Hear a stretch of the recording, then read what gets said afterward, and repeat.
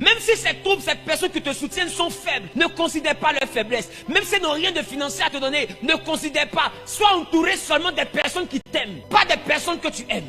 Des personnes qui t'aiment. Celui que tu aimes ne t'aime pas forcément. Mais celui qui t'aime ne peut jamais accepter celui qui ne t'aime pas. C'est celui que toi tu aimes qui peut t'empoisonner. Mais celui qui t'aime ne peut jamais accepter que celui que toi tu aimes t'empoisonne. Et majoritairement, qu'est-ce que vous faites? Vous chassez, vous frustrez, vous humiliez ceux qui vous aiment parce que vous aimez d'autres personnes. Et à chaque fois quand celui qui t'aime veut te prévenir, tu trouves qu'il est jaloux parce que tu aimes l'autre. Or, des fois, lui, en train de mener un combat, il voit quelque chose que toi, ton amour t'empêche de voir. On ne confie pas sa vie à quelqu'un que nous aimons. Jésus aimait Jean. La Bible dit que c'est le disciple que Jésus aimait le plus. C'est le seul qui se couchait sur la poitrine de Jésus. Mais la Bible a démontré que c'est Pierre qui aimait Jésus. Parce que Pierre était le seul à enlever le couteau pour se battre pour Jésus. Jean qui dormait sur la poitrine de Jésus a abandonné Jésus. C'est Pierre qui était le seul à enlever le couteau. Même quand il a régné Jésus, il a été le seul disciple à rentrer pour aller s'asseoir pour voir ce qu'on faisait au Seigneur. Quand le coq a chanté, il n'était pas loin du Seigneur. Malgré que les gens disaient qu'il a régné, mais il était le seul disciple qui était encore à quelques mètres de Jésus. Les autres l'avaient abandonné. Quand quelqu'un t'aime dans l'épreuve, il ne t'abandonne pas. Marche avec ceux qui t'aiment. Jésus n'a pas confié l'église à quelqu'un que lui il aimait. C'est Jean qui allait être la pierre de l'église. Mais il dit tu es pierre.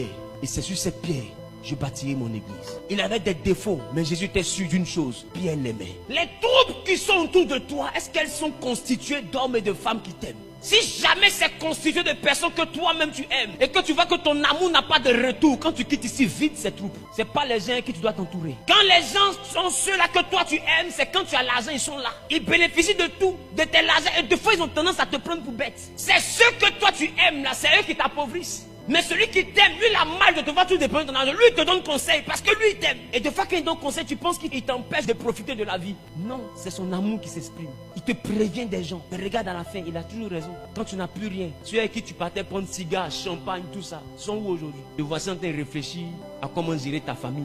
Toi seul. Dis à ton mari, ne méprise pas ceux qui t'aiment. C'est des gens qui t'aiment seulement qui peuvent aller mener ton combat. Regarde Jephthé. On dit si tu as la victoire, c'est toi seul tu seras chef. Mais ces hommes se sont battus pour ça. Moi je peux me battre pendant que c'est lui seul qui sera chef. Si quelqu'un ne t'aime pas, il ne se bat pas. Parce qu'il va se demander, combat ça là, il gagne quoi? Parce que quand on finit là, toi tu deviens chef.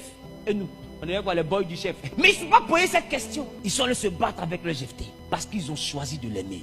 Marche avec ceux qui t'aiment. C'est eux qui peuvent mener des combats pour toi.